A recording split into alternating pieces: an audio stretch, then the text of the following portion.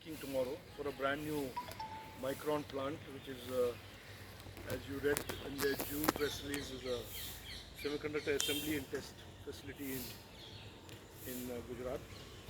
It's a plant that will push out or produce DRAM and NAND memory chips. These are memory chips, and just for those who want a slightly primer and the difference between that and any other chip, a bill of materials in a computer or in a mobile phone consists of two types of semiconductors. One is logic, and the logic has a different set of categories of chips, and then the other, which goes into data centers, mobile phones, laptops, servers, is what is memory chips, which is where you store. So when you see an iPhone 15 being launched, they say 1 TB of memory versus 512 GB or whatever. They're essentially cramming in more memory, and those memory needs more NAND chips, more flash memory chips, more memory chips. So this is an important piece of the whole semiconductor ecosystem that is being built out, and this facility will certainly represent a very important part of that semiconductor vision that the Prime Minister laid out in December 2021.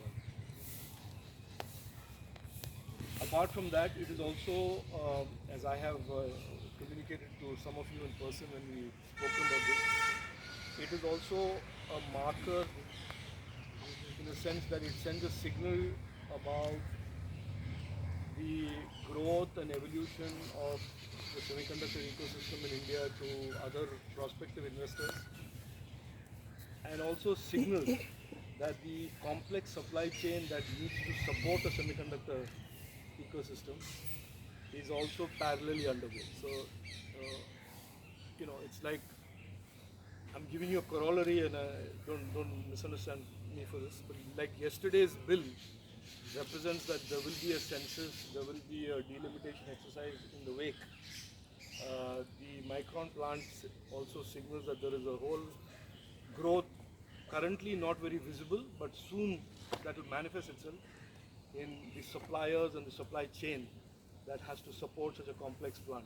That will also start showing signs of sprouting and investment and growth and so on and so forth. So I just wanted to share that with you today. Tomorrow's not just for people like me, or not just for people who are deeply interested in the tech ecosystem, but broadly for the economy, the digital economy target of being 20% of GDP in the coming years, and the growth of the digital economy, and of course in particular the semiconductor ecosystem.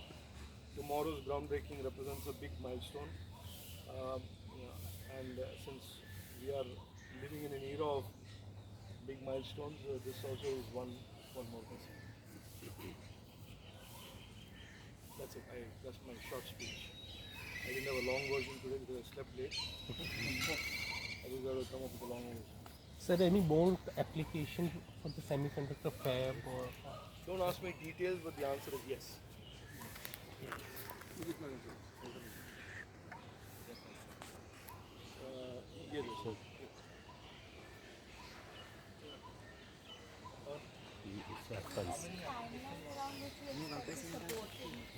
Yeah, so look, one of the reasons I also wanted to meet you is to just share, and I know by being in media there's a need to be a little impatient about headlines and so on. And I don't mean this patronizingly at all, I'm saying this seriously.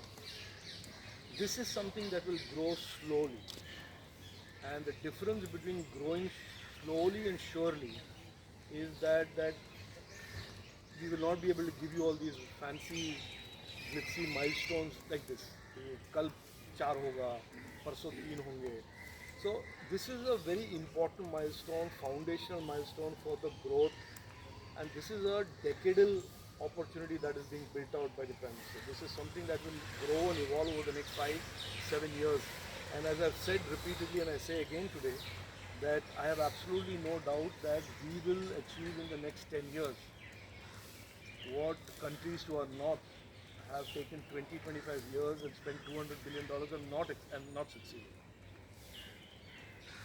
And just for your information, this is nothing to do with Micron, but it's certainly related to this semiconductor ecosystem. 4 days ago, you know, a company called ARM debuted on the stock market, and it is valued at $65 billion.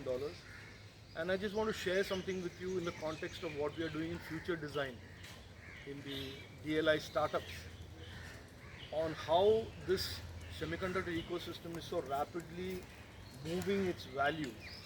By giving you an example of a company which has no fabs, $65 billion, company Qualcomm, no fabs, $136 billion, company called Nvidia, no fabs, $1 trillion market cap. And on the other hand, you have companies with fabs, and I'm not putting anybody down, but I'm just telling you how it's shifting. Global Foundries, $30 billion, compared to a company with no fabs, $65 billion. Intel, one of the world's biggest fab companies, $160 billion, much less than Nvidia, equal to global Qualcomm.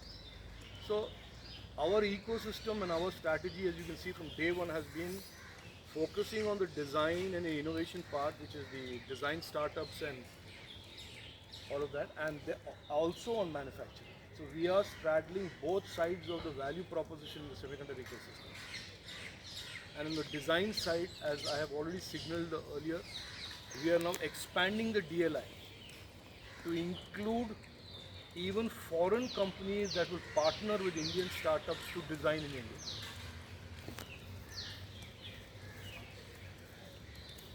So that our startups can grow rapidly, can create scale, and start creating some of that value that I just told you that fabulous companies have today in the global market. Yeah, sir, can you give us any update about DLI?